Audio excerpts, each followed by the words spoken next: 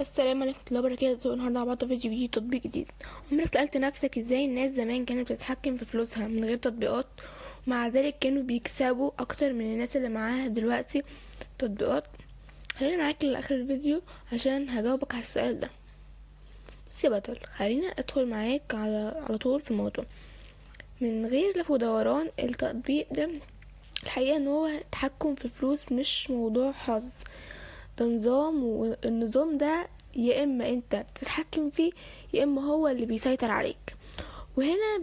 وهنا بيجي دور التطبيقات، مش بس كرفاهية، لا كأداء ممكن تنقذك من انك تصحى اخر الشهر وانت مش فاهم فلوسك راحت فين. من التطبيقات اللي شدت انتباهي مؤخرا تطبيق تبع مصروفات بقفل. التطبيق ده فكرته ببساطة جدا.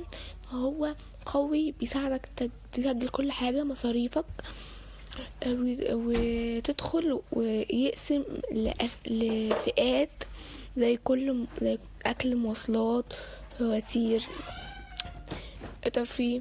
يعني بدل ما تقول مش عارف فلوس راحت فين، هتبقى شايف كل حاجة قدامك بالأرقام. أول استخدام صح، تبدأ تلاحظ ان في مصاريف كانت بتتسحب منك من غير ما تاخد بالك. طيب تستخدمه ازاي بشكل صحيح؟ ركز معايا عشان النقطة دي اللي بتفرق مع واحد، ما بين واحد استفادة واحد. قال التطبيق مش نافع. اول حاجة، سجل كل حاجة حتى لو مبلغ صغير، لان الصغير ده اللي بيعمل فرق كبير. وفي اخر الشهر التاني حاجة ما تحطش مصاريف وتيجي تسجلها مرة واحدة، لانك كده هتنسى نصها تقريبا. تالت حاجة، راجع تقريراتك كل اسبوع من كل شهر عشان تلحق تعدل غلطتك بدري. واهم حاجة بقى، ما تضحكش على نفسك، لان التطبيق ده مش هيكذب انت بس اللي ممكن تكتب عليه. نيجي لمميزات لناس كتير بتتكلم عنها. تطبيق سهل جدا في استخدامه، ده يخليه مناسب لأي حد حتى لو عمره ما استخدم تطبيقات مالية قبل كده. كمان بيديك مقارنة واضحة تخليك فاهم عاداتك عاداتك في الصرف. وفي ناس بتشكر فيه الفكرة، الانتظام بسيط جدا اللي فيه. بس استنى، مفيش تطبيق كامل من الواقع الآراء المستخدمين على متجر بلاي ستور. في شكاوي في بعض الخصائص المحدودة، وان في اعلانات ممكن تضايق شوية. وفي ناس قالت ان مفيش مهمة قوية او مميزات متقدمة زي تطبيقات اكبر. يعني هو مناسب للمبتدئين اكتر من الناس اللي عايزة تحلل مالي عميق جدا. لا تطبيقات طيب التطبيق ده مجاني، المطور بيكسب ازاي؟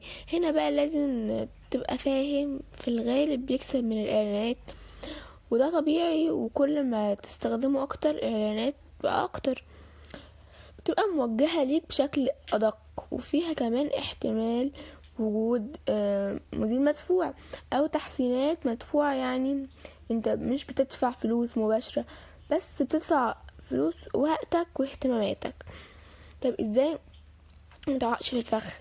اول حاجة، ما تضغطش على على اي اعلان بشكل عشوائي. تاني حاجة، استخدم التطبيق كأداة مش كمراجع وحيد. يعني دايما شغل عقلك معاه. تالت حاجة، لو حسيت ان هو مش مريحك غيره عادي. تمام.